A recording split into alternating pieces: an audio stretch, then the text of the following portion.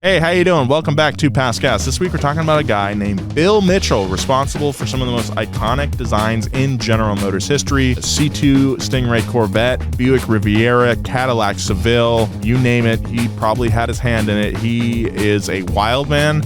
He got really drunk at a company party and had to be rescued by the fire department. We'll talk about that.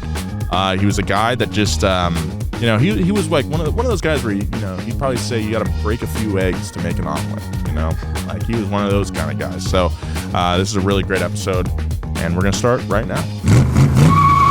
On June 6, 1957, the Automobile Manufacturers Association banned American automakers from participating in any motorsports or quote-unquote performance activities.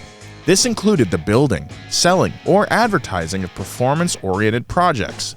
Just 2 years earlier, the deadliest crash in motorsport history happened at the 1955 24 Hours of Le Mans, which claimed 77 lives and injured many more. The AMA was responding accordingly. At the same time, though, Bill Mitchell, the brilliant, strong-willed, hard-living, flamboyant, maniacal director of styling at General Motors, was trying desperately to keep the Corvette alive. After making a trip to the Turin Motor Show, he had some ideas on how to base the second-generation Corvette on the streamlined Italian sports cars he saw. However, he was told the Corvette would be removed from the lineup due to the AMA ban on sports cars. Bill Mitchell's reported response was a simple, "Bullshit! I'm not gonna let that happen." Bullshit! I'm not gonna let that happen. How did he rise to the ranks of General Motors to become one of the world's most ubiquitous car designers? Which cars is Bill Mitchell known for? And what inspired him most? Today on Past Gas, legendary General Motors head of design, Bill Mitchell.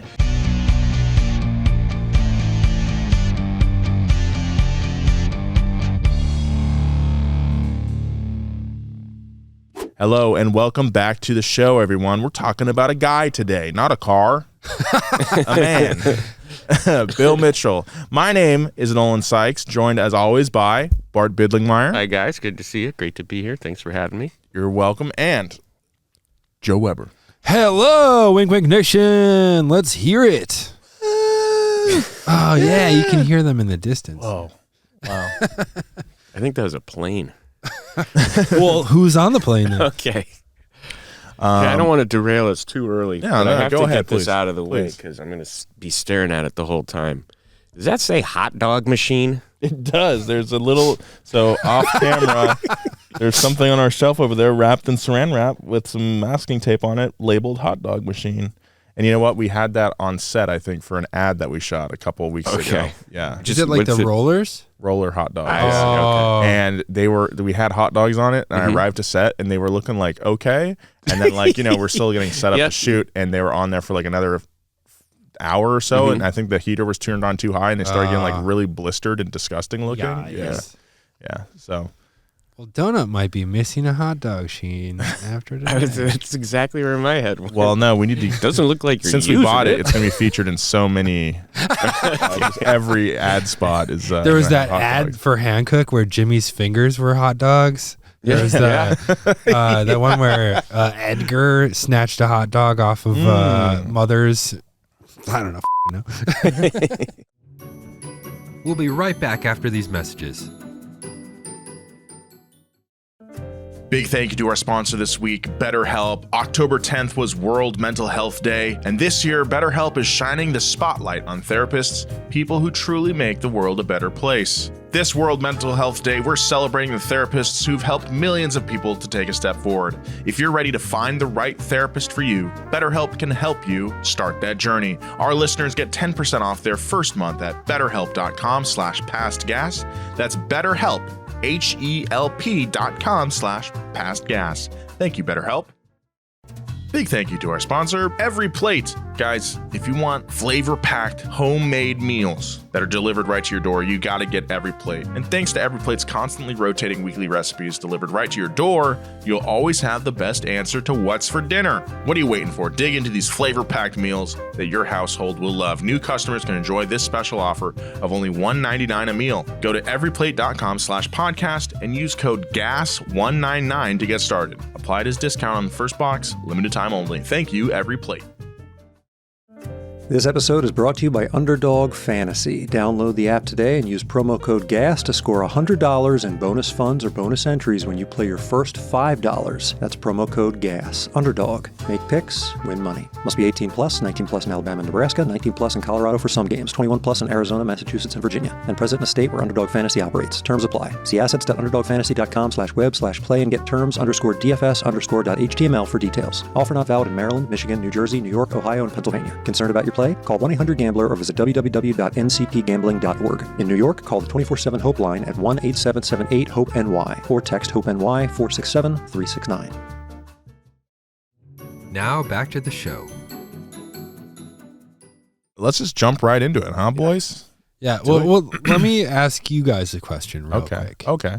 Do you know who Bill Mitchell is? Have you heard that name? I know. I've heard it from just in terms of Corvette, in terms of Chevy, in terms of design. Yeah. But I don't know much else about him. I'm unfamiliar. Uninitiated? I'm uninitiated.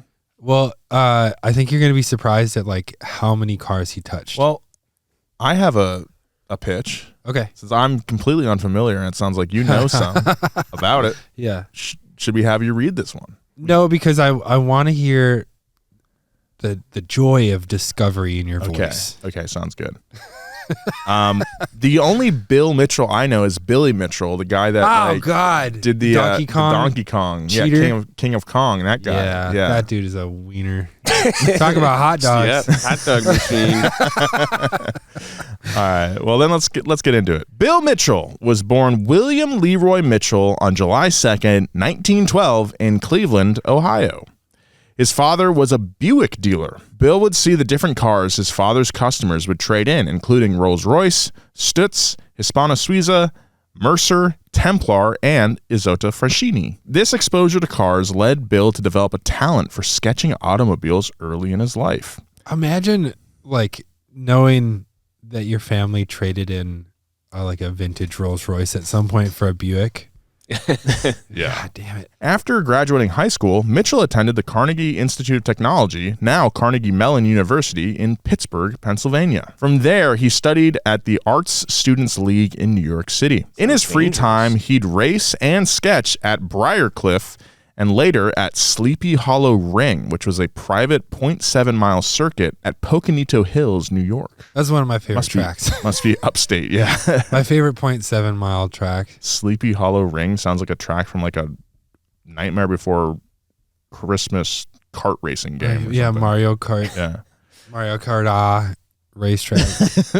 Jack-o'-lanterns everywhere. So anyway, these experiences of studying art and racing helped shape Mitchell's views on car design, realizing the importance of both form and function. After finishing art school, Mitchell was hired on by Baron Collier Advertising, also located in New York. Here, he prepared layouts and illustrations for advertisements, including working with MG Cars. It was while working at Baron Collier that Mitchell met Baron Jr., Miles, and Sam Collier, the 1931 founders of the Automobile Racing Club of America, or ARCA for short. The brothers were impressed enough with Mitchell's work at the advertising firm that he became the official illustrator of ARCA. We're going to Sleepy Hollow Ring later. Can you come sketch for us? I mean, were cameras a thing back then? Yeah. Yeah, I think so. Okay. Well, shit. 1930. It is 1930s. You're right. I'm still thinking like 1912. Maybe they had those cameras that had like the gunpowder flash or whatever. Well, it's probably easier to, like, the cameras of the day. I don't know. Like, you can capture the action a little better with sketches rather than photos.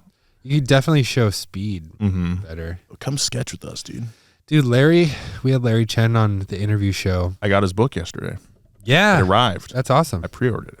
Nice. Yeah. I got one of 12 hand-stitched ones. Whoa. Signed by him. Oh, shit. But anyways, he was saying how it never dawned on me that when you're trying to capture speed, you follow the car with your camera and you try to match the speed with your camera so that everything else is kind of out of focus and the car is in focus. I'm probably dumb for never thinking of that before. But if you want to show how still the mountain is, you keep the camera on the mountain, and that captures how still the land is. There's the car's blurry. I was flipping through the book last night, and there's a really great photo he took at Daytona where he captured like a Corvette going through the banking, but he was doing like tracking like you're talking about. Yeah.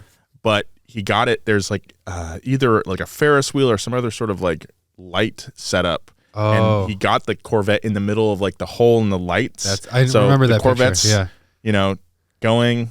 The Corvette actually kind of looks like it's a little still, but like the lights in the Ferris wheel or whatever it is are streaking. It's so sick. It's like the sickest photo ever. Dude, that book is so good. Yeah, he's great. We're talking about sketching too and capturing speed. No one was talking about drawing. We were talking about photos. Yeah, but before that, we were talking about he sketched it.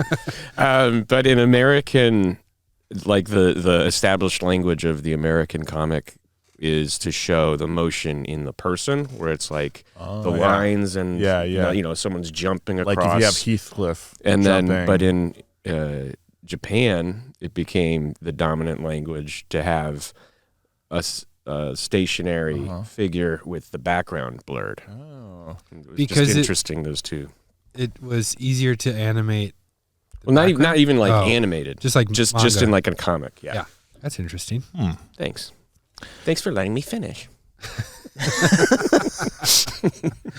Bill Mitchell's work with ARCA soon grabbed the attention of the legendary General Motors designer Harley Jarvis Earl. Harley Jarvis Earl. Waylon brought this up to me. He was like, oh, I'm almost done with V1. Also, by the way, I'm pretty sure Tim Robinson got the name for like the little buff boys. Bart Harley Jarvis. Yeah. From this. If you guys watch, I think you should leave. There's a little bad boys competition or something. No, there's one that's just a baby pageant. Yeah, the baby. And the pageant. other one is the little buff boys. Buff boys. Yeah. Look at that crop. Yeah. But yeah, is it Bart Harley or Bart Harvey Jarvis? Is the baby the baby with like the leather jacket? Yes. Yeah. Screw you, Harley Jarvis. So here we go. We got Harley Jarvis Earl. In 1935, Earl hired Mitchell to be part of the brand new General Motors art and color department. After experimenting for a bit on one of his own coupe designs, Mitchell had the idea to remove the B-pillar, inventing the fixed head coupe. So no B-pillar at all. That's pretty neat. Didn't dawn on me until I read this too, but like that kind of design didn't exist before he did this. Yeah. With a deleted B-pillar kind of open window. In 1937, Bill claims he, quote, beat out Frank Hershey on the 1938 Buick. Old Hershey kiss. I bested you, Hershey kiss. This 38 Buick was the start of, quote, catwalk cooling, where the nose didn't have a grill. This innovation earned him a room in the back. He was to become a modeler, and a couple of designers were working for him. According to Mitchell, he and Virgil Exner in Pontiac were the only two designers who knew how to draw perspective at the time. When Exner left for Studebaker later in 1937, he took the newly appointed head of Cadillac with him. Mitchell, hoping to be appointed to the head of Buick, was instead promoted to chief designer in the still relatively new Cadillac design studio. This broke Mitchell's heart until he realized that, quote, Cadillac was the only car Earl ever gave a damn about. Harley Jarvis Earl. Harley Jarvis Earl. Yeah.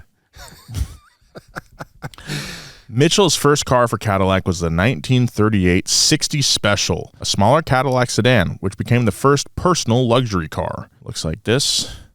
A massive car. Yeah. I know. A smaller car. Cool. According to Mitchell, he designed the car with, quote, Earl looking over my shoulder.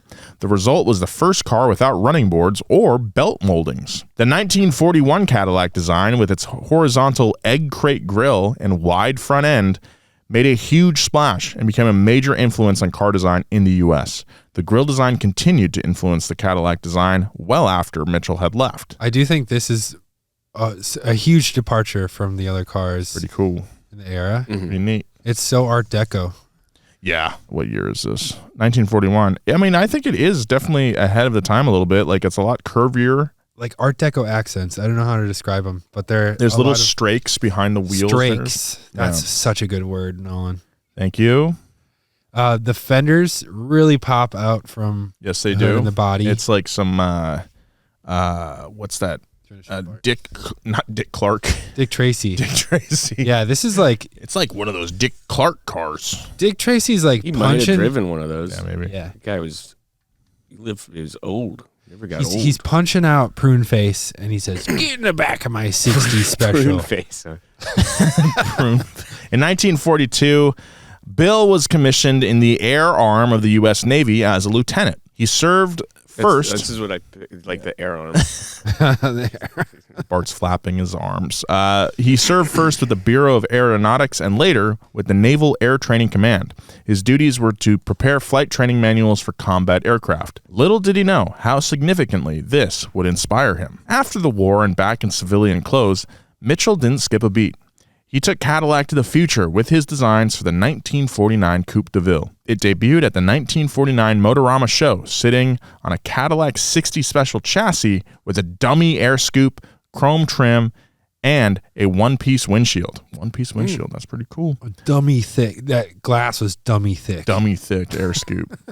The model was so impressive that GM president Charles E. Wilson personally owned the car. While this wasn't part of the first generation DeVille that would debut 10 years later, it was an influence on Cadillac moving forward, especially with the addition of tail fins, which resulted in a massive shift in design language for years. I'm going to look this thing up for you guys. The fins were an homage to planes at the time.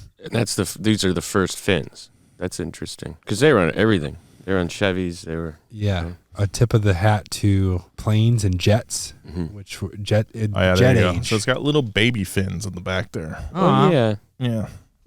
Just little boop. On May 1st, 1954, with decades of iconic car designs now under his belt, Bill Mitchell moved up to become General Motors Director of Styling, working directly under Harley Jarvis Earl. One of the first tasks of Director of Styling was revamping the Chevrolet Bel Air.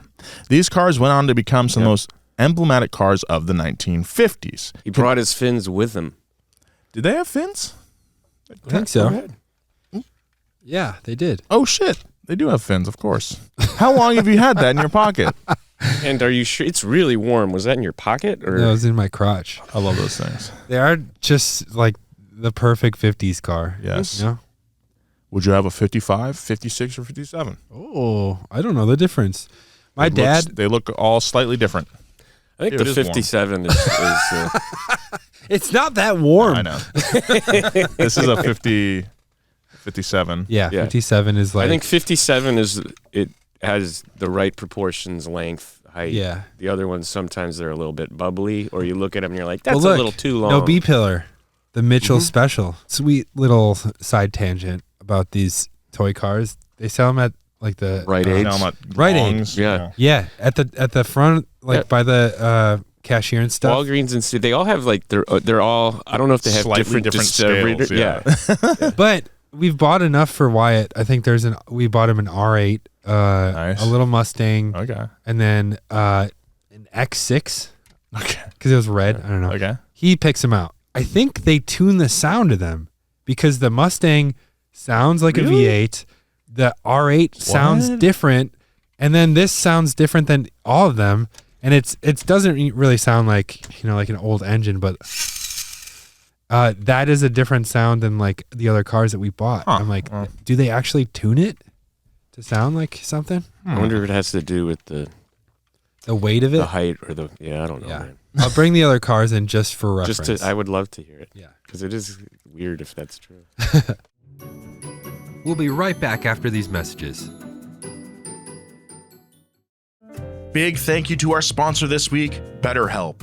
October 10th was World Mental Health Day, and this year BetterHelp is saying thank you, therapists. BetterHelp therapists have helped over 5 million people worldwide on their mental health journeys. That's millions of stories, millions of journeys, and behind every one of them is a therapist who showed up, listened, and helped someone take a step forward. Moments in therapy, like the right question, a safe place to cry, or a small win, can change lives. And let me tell you guys something. I started seeing a therapist this year. I don't know if you guys have seen a change in me. I hope you have, because it's completely changed my life. I think I'm going on like 6 months right now. I recognize a lot of thought patterns better now. I recognize why I feel the emotions I do when I do. BetterHelp is a super easy way to find a therapist. So this World Mental Health Day, This October, we're celebrating the therapists who've helped millions of people take a step forward. If you're ready to find the right therapist for you, BetterHelp can help start that journey. Our listeners get 10% off their first month at betterhelp.com/pastgas. That's BetterHelp, HELP.com/pastgas. Thank you, BetterHelp. Some people just know they could save hundreds on car insurance by checking Allstate first. Like you know to check your parking brake is off first before pulling out of the driveway. You're gunning it, trying to make it to work on time, but something's wrong. You get out and check under the hood, you try again, the whole car's vibrating, and it smells bad. You left the parking brake on. Total amateur move. Checking first is smart, so check Allstate first for a quote that can save you hundreds. You're in good hands with Allstate. Potential savings vary, subject to terms, conditions, and availability. Allstate North American Insurance Company and affiliates, Northbrook, Illinois. Now back to the show. Consumer Guide called the 1957 Bel Air a, quote, icon of its age. It ranks right alongside Elvis, Marilyn Monroe, and Leave It to Beaver. The iconic look featured a quote-unquote Ferrari-inspired front grille. It does look like the round headlights and the jutting out. You know what? I see it. Yes. I never thought of that before. No, but look at the Super America. Super America? Ferrari Super America? Yeah. Okay. Yeah, 250 GT too. Okay. I never thought of it before now, but it is true. Oh, wow. Let me see. What do you think? That's interesting. Yeah. Okay. I see Maybe a it. little Mercedes, too, from the era. That's very, very, very interesting. The iconic look featured a Ferrari-inspired front grille, rear tail fins inspired by the jet engines of military aircraft, rocket hood ornaments, and chrome headliner bands. The perfect amount of chrome, too. That's a good point, too. Perfect amount of chrome.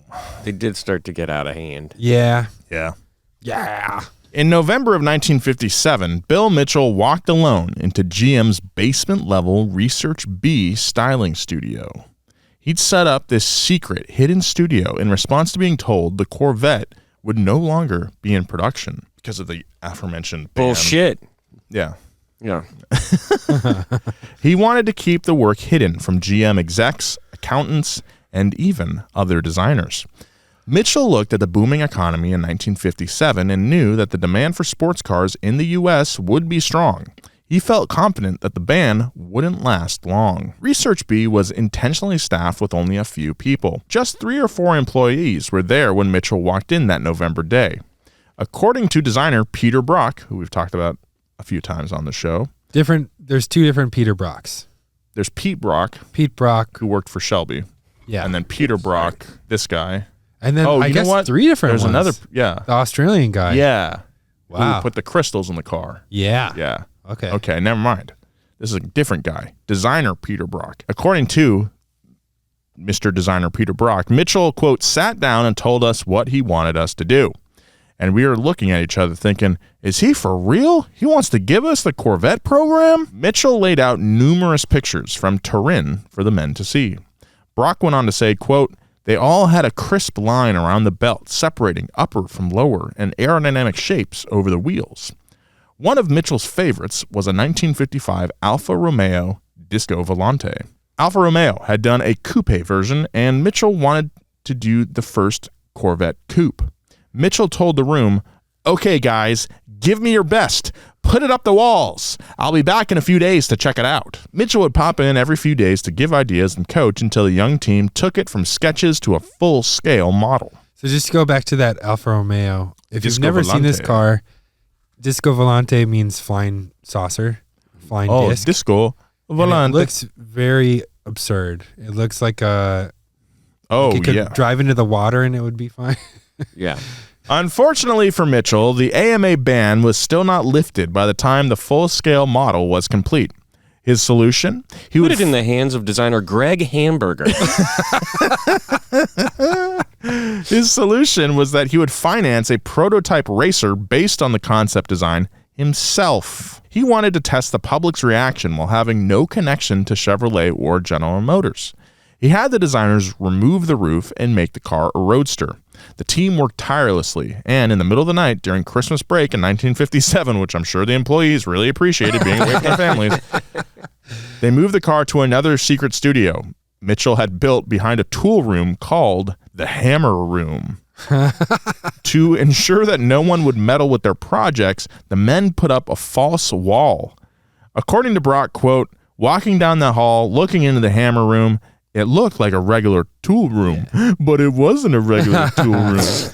Look, it's not what it looks like. I know it's called the Hammer Room, but all we do in there is just use hammers to hammer out around metal. and build false walls and do all this crazy, like, we have to have a secret design studio. These guys, okay. Imagine having a company where this can go on. It's so big. That's what I'm you thinking. You can have a whole team of designers doing something they're not supposed to do, including taking the time to build the wall to keep you from knowing what they, as your employees, are doing. We've covered this kind of stuff a few times on the show. Usually it's like a wink, wink. Yes. Well, now this is exclusively, we told you not to do this, and now there's a team. Like if somebody comes in and it's like, what are these guys working on? Like, what are you going to tell them? Yeah. False walls. Carpets for the new full-size sedan. Don't go in there. I'm kind of annoyed at myself that it's taking me this long to like kind of start thinking about this. But how much of this do you think is actually true? Or how much of it is like retelling and making around a really iconic sports car to make it even that more? Isn't that the great thing about storytelling? I guess so. Okay. Sometimes I choose to believe that it's true. So it was in this room, the Hammer Room, that I'm sure was real, that they designed a little car called XP87, which was later developed into the 1959 Stingray Racer, which looks like this. That is so sick. Mm-hmm. Yeah, very cool. That would be hard to keep a secret. Yeah. If you're like tracking that. When Harley Jarvis Earl was forced to retire in 1958 because he had reached GM's mandatory retirement age. Oh, let's bring that back, please. Yeah. For Congress. Yeah, absolutely. Yeah, let's get real here for a second, folks. Let's be real ageist. Let's do it. Mitchell took over for Harley Jarvis Earl as GM's vice president of the styling section.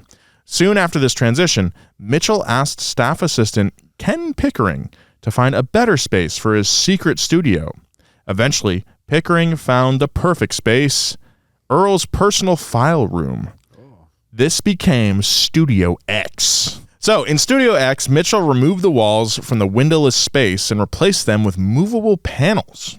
The studio was barely big enough for Mitchell's team. Designer Roy Lawnberger remembered it as, quote, approximately 40 by 15 feet with room for one platform for a car and 2 drawing tables, a small table for a coffee pot, and an even smaller table for a telephone. Mitchell would later say about the room that it was, quote, like trying to play trombone in a telephone booth. Which we've all tried. Difficult, but doable. We've all done it.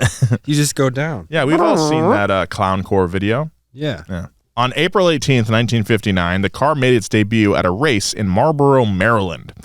It had no badging except the word Stingray in chrome script on the sides. Nice. The Stingray won the 1959 and 1960 SCCA class championships, and afterwards, Mitchell started driving it on the road, evolving the design to what would later become the first production model, the 1963 Corvette Stingray. That's a good-looking car. It is. It's one of my favorites. Yeah. This revolutionary Corvette marked a shift in the design of the model. It featured an entirely new frame from the first-generation Corvette, along with a new nose and pop-up headlights and a 2-piece rear window. Mitchell also wanted to highlight a spinal ridge that ran like a bulge down the rear end of the car. It's a split window. Mm-hmm. Yeah. And then there is a little, like, bulge there. Bulge, like how my spine bulges out. Yeah. Goes to the left and then it goes to the right. We should have that looked at. No, it's fine. Okay. The Corvette became Mitchell's baby. He would insist on having a hand in the design through the 1976 model. Whenever a young new designer thought they had a new great idea for a design, Mitchell would respond, "Don't flatter yourself, kid. I'm the one who does Corvettes here." The secret studio is where Bill Mitchell did some of his finest work.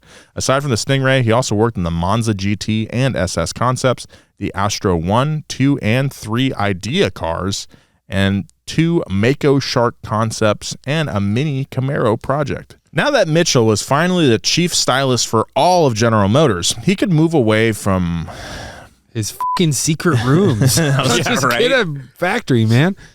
He could move away from Earl's fondness for excessive chrome and fat fins, which Mitchell hated. He remarked that Earl had a tendency. So funny. Yeah, he remarked that Earl had a tendency to make fat, rounded, heavy things. Yeah. It's true though, right? And then when you see what he starts doing with his when he can with the Corvette, like that concept car's got no lines. Mitchell guessed Earl liked this design because Earl himself was a big man. That's what He's Mitchell throwing was saying shade. about Earl? Yeah, he's throwing shade this whole time. I probably likes it because he's a big old fat ass. Sorry, you arrogant piece of shit rookie. I do Corvettes, and that guy's fat. You know, like, where's this guy? Mitchell had a vision for a sleeker style of automobile and believed that each division should have their own, quote, image car. When designing the 1959 models, Mitchell encouraged his designers to, quote, go as far out as you can. He also introduced tape drawings. This eliminated the need for watercolors, paints, colored pencils, and pens, allowing for initial drawings to be produced and modified much more quickly. After the first 5 years of Mitchell at the head, the Chevrolet design studio alone produced more designs per year than all the studios had done together in any year under Earl's reign. Even though Mitchell was accused of having, quote, a cartoon artist's sensitivity, whatever that means, he always knew... Well, we know from Heathcliff that that guy's pretty sensitive. Yeah, he always knew what he wanted and had a vision for the future. Quote, I don't believe in surveys and asking people what they want. Mitchell would later say, good taste comes from experience. Good design sells. You lead when you believe in yourself. I do believe in that. That's a very good quote. Yeah. In 1959, the Mitchell-designed Cadillac Coupe de Ville was first put into production. This first-generation de Ville featured the distinctive large tail fins and bullet-shaped taillights. The design helped usher in an age of car design that focused more on form over function, as, quote, big and beautiful were the signs of an American luxury car. I do think the almost like jet-like, I guess you could call them bullet-like too, taillights on like the Impala of that era are so iconic. And there's no beating that style. It's so cool, yeah. With the wings. With the wings Impala too. Their design language around that era was like so airtight and just so clean. We'll be right back after these messages. It's Every Plate. They are sponsoring this episode. Do you think you have to spend big bucks or tons of time in the kitchen to make delicious food at home? Well, you're wrong. Dead wrong. When you use Every Plate, you get restaurant-level deliciousness week after week with recipes like crispy buffalo ranch chicken and cheesy Mexican street corn hash. So you'll spend less on these flavor-packed homemade meals than you would on your normal groceries or at a restaurant. Dude, it is so expensive going on now. Groceries are expensive. It's not a good situation, but Every Plate is helping you guys out. Up your dinner game in 30 minutes or less with Every Plate's clear, easy-to-follow recipes. Super easy stuff here. And thanks to Every Plate's constantly rotating weekly recipes delivered right to your door, you'll always have the best answer to what's for dinner. I kind of want to sign up for this. I think I might. I think it's super convenient. Also, it's a lot of fun. Every Plate, what are you waiting for? Dig into these flavor-packed meals your household will love. New customers can enjoy this special offer of only $1.99 a meal. Go to everyplate.com/podcast and use code GAS199 to get started. Applied as a discount on your first box. Limited time only. Thank you so much, Every Plate. This episode is brought to you by Underdog Fantasy. Fast breaks, buzzer beaters, and block parties are back, and Underdog is the best place to get in on all the action. Playing on Underdog is easy. Just pick whether your favorite players will go higher or lower on stats like points, rebounds, steals, and more. Get your picks right and you could win up to 5,000 times your cash. This week on Underdog, I'm looking at Lakers, Timberwolves, and I'm selecting LeBron James for higher than 24.5 points, and Austin Reeves for higher than 20.5 points. I got a feeling. So, download the app today and use promo code GAS to score $100 in bonus funds or bonus entries when you play your first $5. That's promo code GAS. Underdog. Make picks, Win money. Must be 18 plus, 19 plus in Alabama and Nebraska, 19 plus in Colorado for some games, 21 plus in Arizona, Massachusetts, and Virginia, and present in a state where Underdog Fantasy operates. Terms apply. See assets.underdogfantasy.com/web/play and get terms_DFS_.html for details. Offer not valid in Maryland, Michigan, New Jersey, New York, Ohio, and Pennsylvania. Concerned about your play? Call 1-800-GAMBLER or visit www.ncpgambling.org. In New York, call the 24/7 HOPE line at 1-877-8-HOPE-NY or text HOPE-NY 467-369. Now back to the show. Bill Mitchell was a big personality in his personal life as well. He loved cars and drove a variety of his own prototypes and concept cars, including the XP87 Stingray. How cool would it be to have a team of people and you're just like, that's a great job. Car. It's mine. Yeah.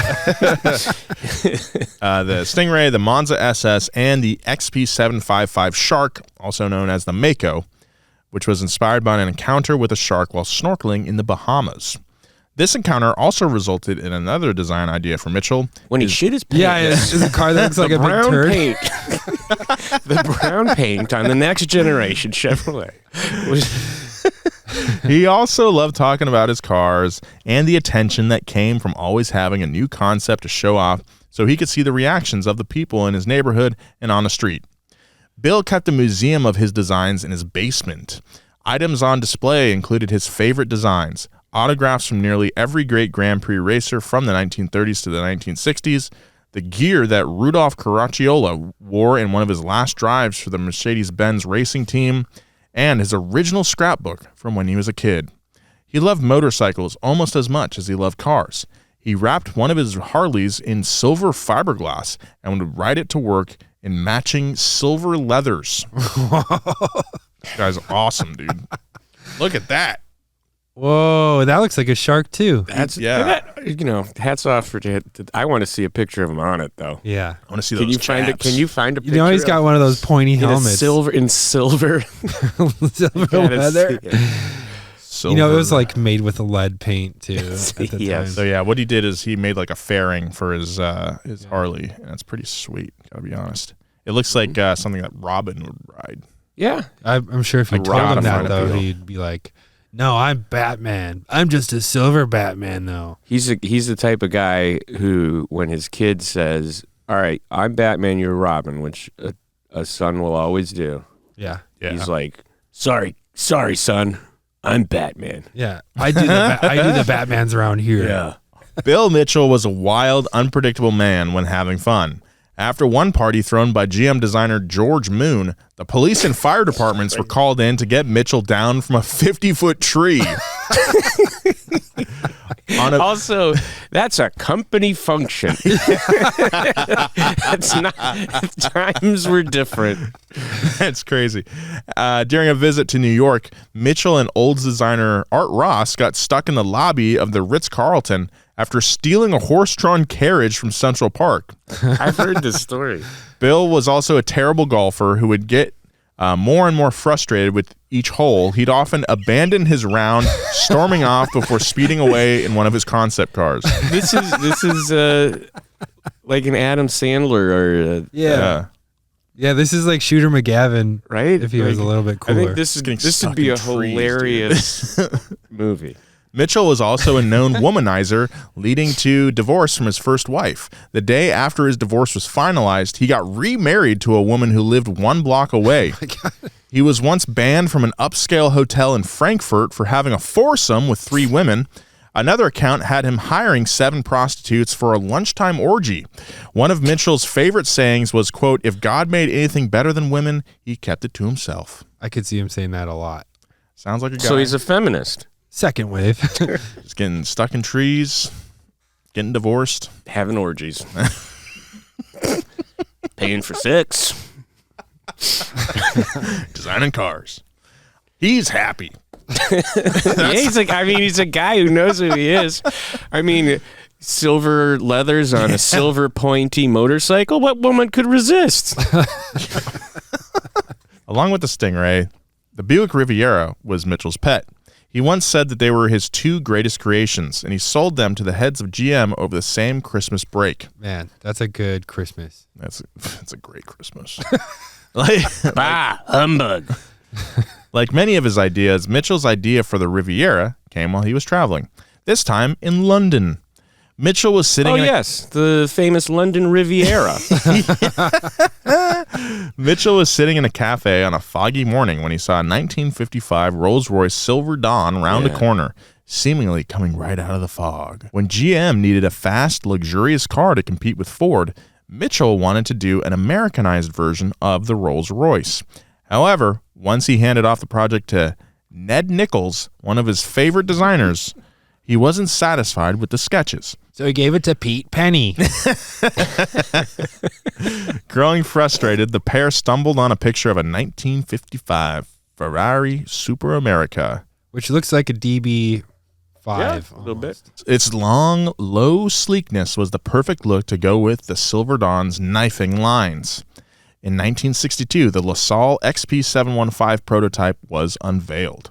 Oh, that's fucking sick. That's so sick. While the response to the LaSalle was amazing, Cadillac heads didn't want to revive the LaSalle brand and risk cannibalizing sales numbers. Luckily, Buick was on board, and after dealing with some red tape, Mitchell started to work on the Riviera. Mitchell decided to make two key changes for the 1963 Riviera prototype. He got rid of the quote-unquote pancaked hood and moved the headlights from the grille to the fenders. The result stunned everyone inside and out of GM. There's just one major problem. The Riviera frame was not shared by any other platform. While GM finally relented on this costly idea, it was too expensive to keep the headlights on the fenders, and they were moved back to the grille. Bummer. The 1963 Buick Riviera was released in October of 1962, and its 40,000 units sold out in 7 months, with Road and Track calling it, quote, the most roadable American car to date. But don't try to track it. Yeah, only road. I mean, that's pretty sick, dude. Yeah. I'm into it. And they kept the feeling of the headlights being on the edge, which is cool. It's almost like faux headlights. Yeah. All right, guys, it's time to decide, is this a road or a track? Why can't it be both? You're fired. I'm starting a magazine. In 1965... Barn driver. Road and Track. In 1965, Mitchell altered the design of an existing model once again with the Chevrolet Corvair. The Corvair had debuted as part of GM's attempt to wade into the, quote, compact, fuel-efficient car arena. The Corvair's first generation debuted in 1960, notably as a rear-engine model. In 1966, Mitchell designed America's first front-wheel drive car in 30 years, the Oldsmobile Toronado. He did that? He did that. Oh yeah, it's a good looking car. He did that, man. It looked a lot like, you can see the line from Riviera to that. Yep. The Riviera to Agreed. Toronado. So this is an era where he's kind of shaving off the rear a little bit. It's starting to become more of a fastback. An unnamed general manager once told Mitchell that he should put a grill on the Oldsmobile Toronado. Oh, bad move, buddy. Mitchell's response, can't wait for this, was predictable. He said, quote, look, I don't want to tell you how to make your car run your plant, but keep your damn nose out of the design. You don't go to a tailor and tell him how to make your suit. You have no business in design, jackass. That suit you've got on, my wife's got better linoleum on our kitchen floor than that goddamn suit you're wearing. I don't come down where you work and slap the buttholes out of your mouth. The design of the Toronado was low slung but bulky. I added the jackass, but everything else. Okay.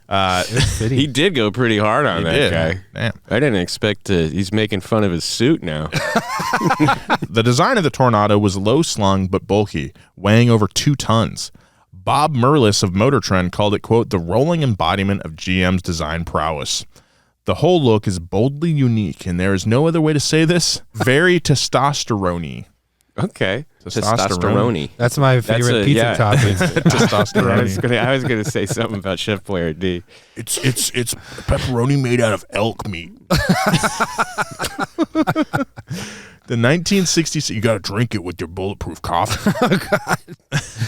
It's like bulletproof. Look, here's my startup idea. It's bulletproof coffee, but elk tallow. The 1967 Cadillac Eldorado was one of Mitchell's personal favorite designs, preferred over the Toronado and the second generation Riviera.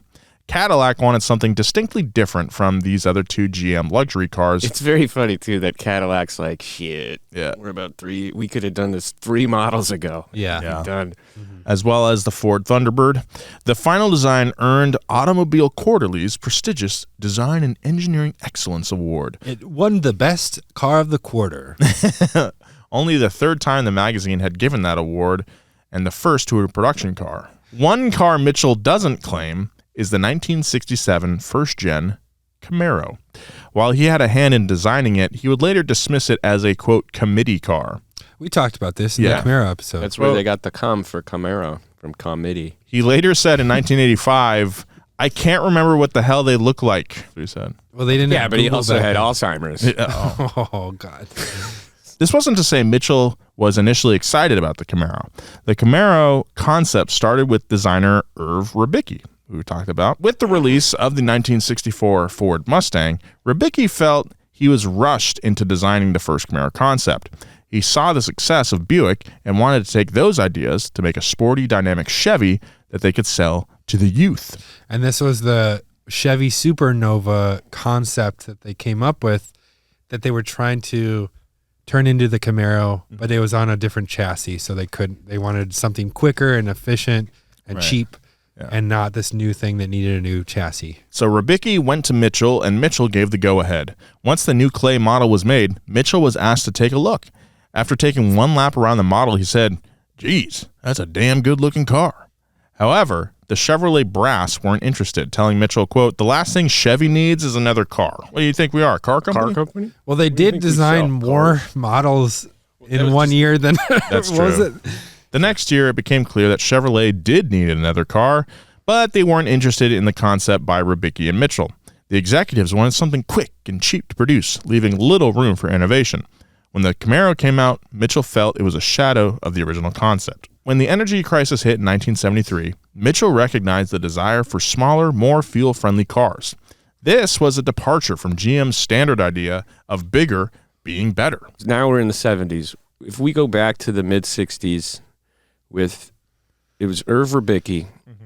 Was Mitchell also involved with the 65 Impala? Because that's when they got rid of all the chrome and all the big wings and gave it a fast. Well, I mean, he was the head of their styling, so I'm sure he was like... But that was also, another legend, Skunks Works, where they were like, you're going to leave the Impala alone because it sells so good. And so then they built it while they were building the old generation Impala for the following year already. And then when they showed it to the brass, they were like, oh, that is good.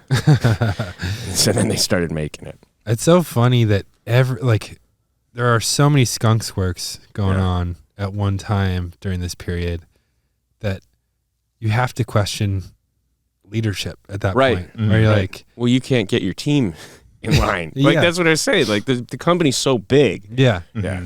I'm also just talking about like the taste and the decision making of the top brass at the time was questionable. If they're like, they're not letting this happen on its own, and then they're like, these things squeak through and then become massive commercial hits. It's like, do those people need to be in power? Right. Yes.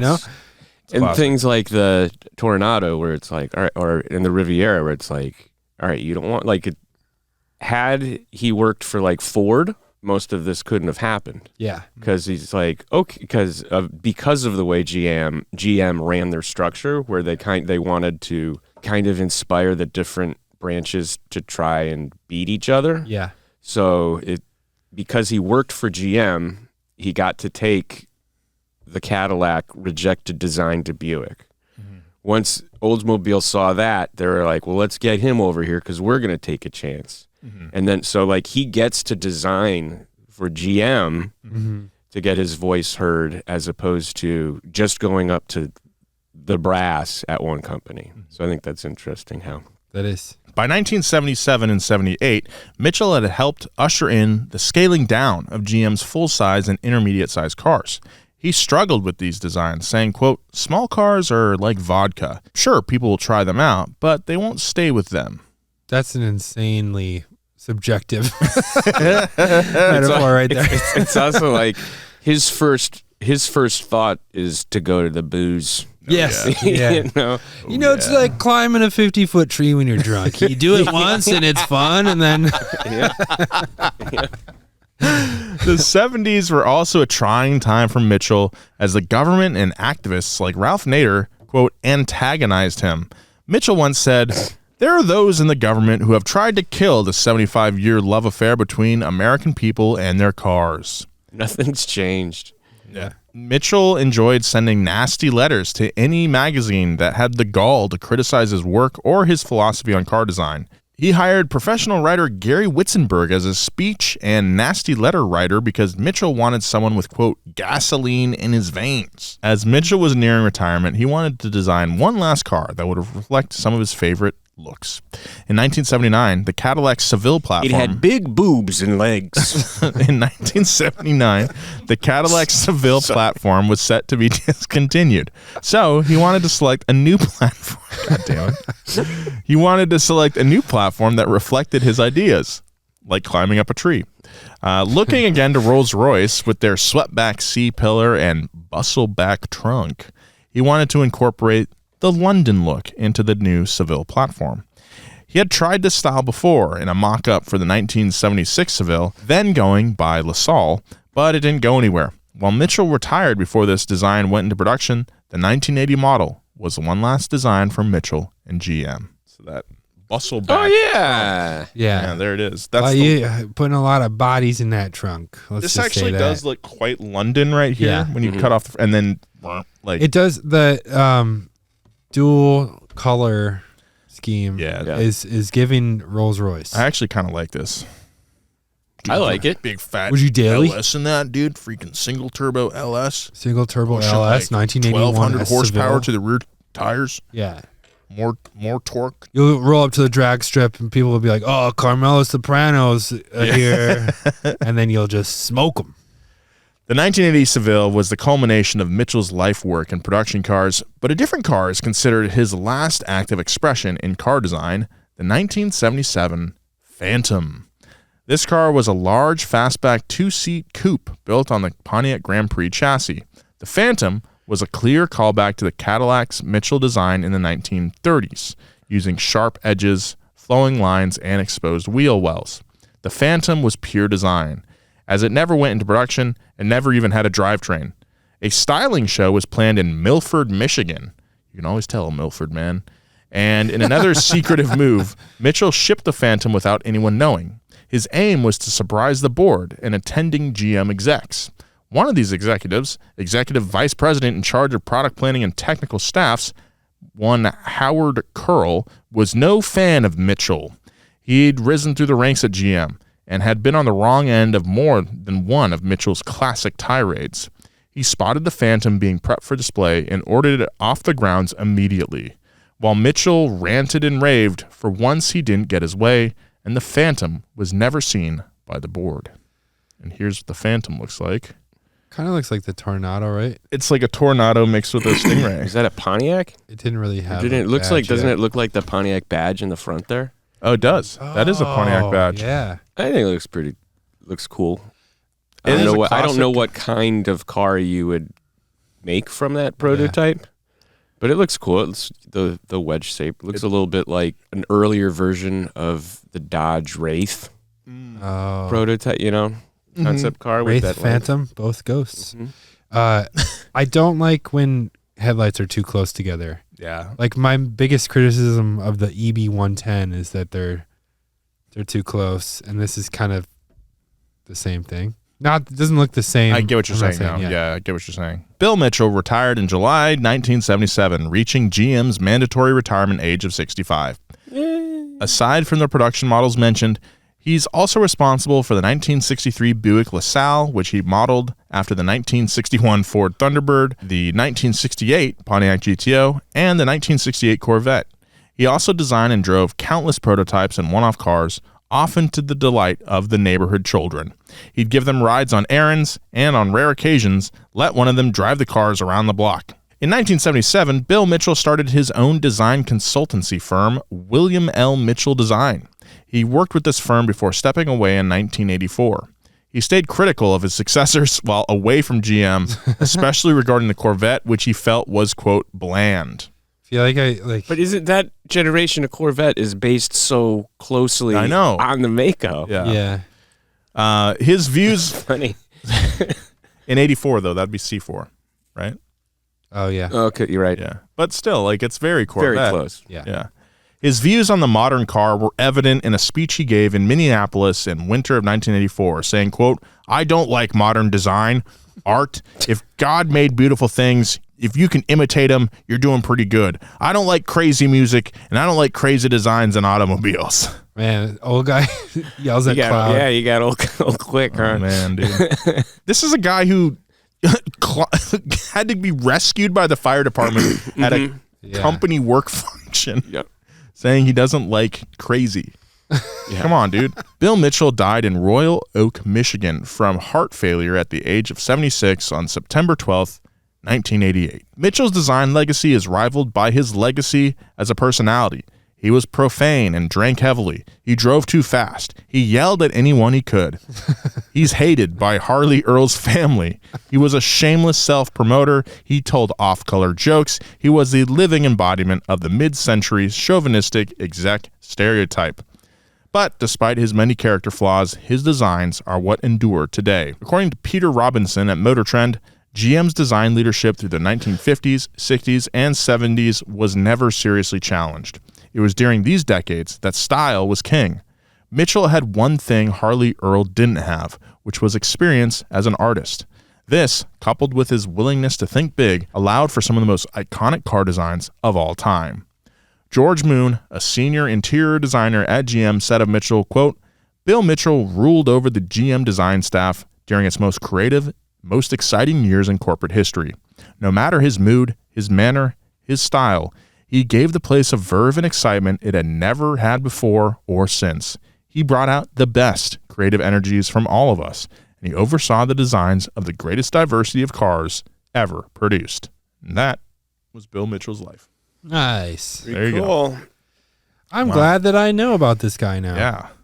I knew he was, I didn't know how hands-on he was in the design of so many GM cars. Like, I knew he was head of design. Yeah. But here he was doing it, you know?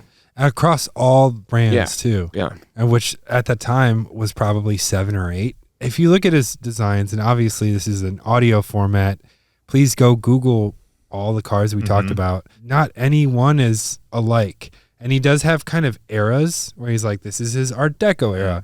This is his moving into a wedge type era, whatever.